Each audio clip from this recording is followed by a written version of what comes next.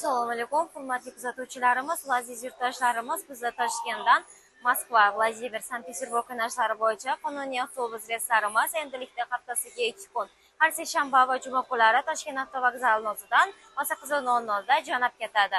Agarda sizga ishonchli biletlarimiz kerak bo'lsa, ekrandagi raqamlarga murojaat qiling. Bizda maza Toshkent avtovokzali 2-etaj. To'por va Qanur tomonidan yo'lga qo'yilgan avtobuslarimizda siz uchun qulayliklar mavjud. Masalan, ikkita mavsumga mos konditsionerlarimiz, qulay o'rindiqlarimiz, telefonlaringiz uchun quvvatlagichlarimiz va kullerlarimiz mavjud, azizlar.